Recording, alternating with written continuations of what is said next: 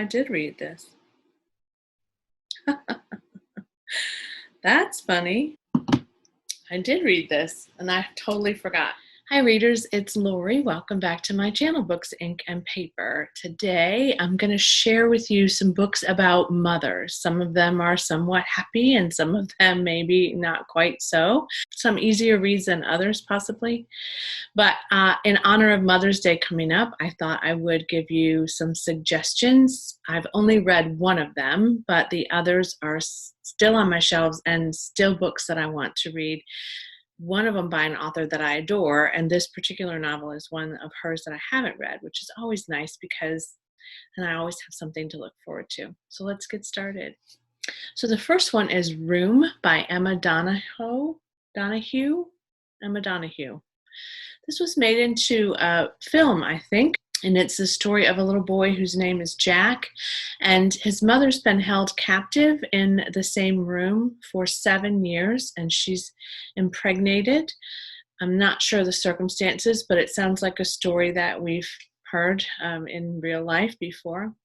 And Jack is born and raised in that room, and that's the only room he's ever known. I hear it's really good. It's difficult, and it's still on my shelves because I'm still committed to reading it, especially reading it before I see the film. So it's not a particularly, I mean, it might have a happy ending, but it's not an easy read, I would say, for Mother's Day, but an exploration about a mother's love for her son and her desire to keep him safe and to help him have the best life he can have in the circumstances that they find themselves in. I recently met an author at a author's event here in my community. I knew about one of her nonfiction novels, but I didn't realize she had written this piece of fiction, and it's called In My Mother's House, and her name is Margaret McMillan. And what I liked about this is that it's a story of a mother who will not speak of her experiences in World War II, though her daughter would like to understand that more. And she also has memories of this beautiful home and her uncle and some pieces of her life that surround their family's Vienna home, and she wants to know more about it. And then little by little, her mother, Jenny, the main character's name is Elizabeth, her mother, Jenny, starts to mail her pieces of silver from her collection of silver, and she's able to kind of weave together the story of her mother's life. It sounds delightful to me.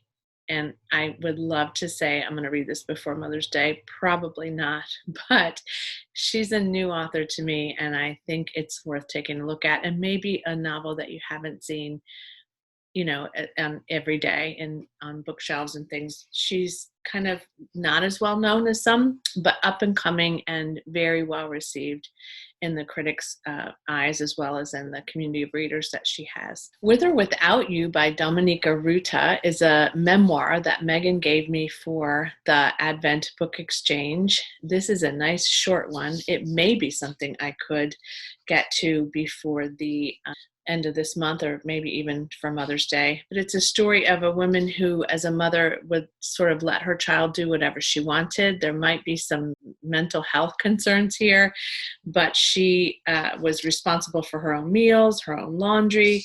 Her mother was very vain and then was very overweight, and she was not well. And at the end, she says that she loved me so much that she couldn't help hating me, that at least once a week I still dream she is trying to kill me. Not a happy mother read, but maybe a nice sort of departure from the kinds of memoirs that we read a lot. I would say this one's probably pretty dark and difficult, but it's intriguing to me, and I have kind of a twisted sense of humor, so it might be fun to read for Mother's Day. This is one of my favorite reads about a mother and daughter, Where'd You Go Bernadette by Maria Semple.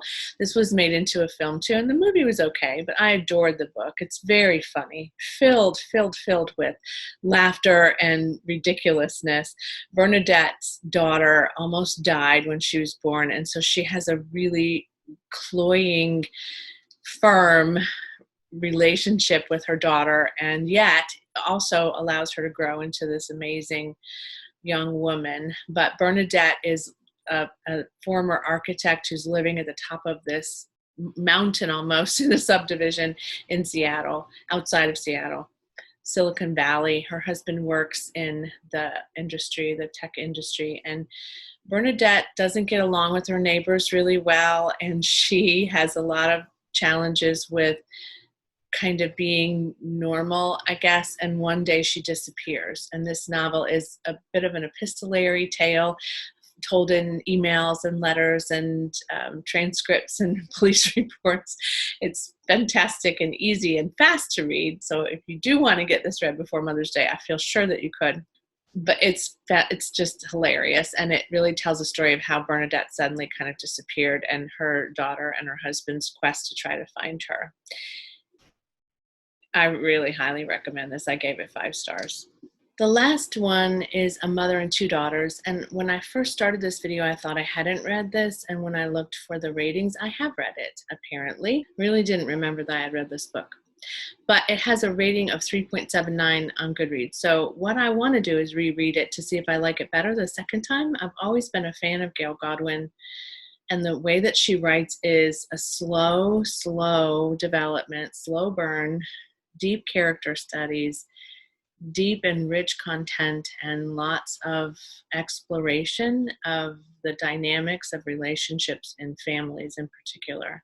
So this one follows a family whose father dies. He was an attorney in North Carolina, and the girls are both kind of very different. One is really struggling. She's been arrested. She's lost her job. She's just kind of in and out of a lot of challenge. And the other one is slightly less dramatic, but then is really kind of awakening and developing. And then the mother who's grieving and yet also wanting something new.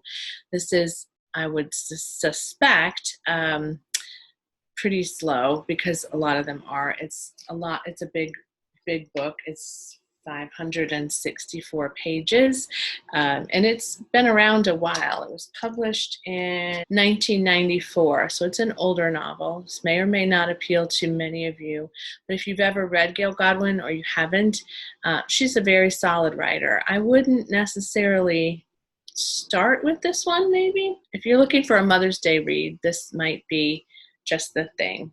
So I do think I'm going to reread it and see if my star rating goes up any. My 2 favorite novels by Gail Godwin are Father Melancholy's Daughter and Even Song. And those are, the first one, Father Melancholy's Daughter, also would be a good Mother's Day read, I guess, not in the sense that, again, it's a happy mother-daughter relationship necessarily, but in the sense that it is about a daughter's missing mother and how that impacts her growth and her relationship with her dad and her way of being as an adult.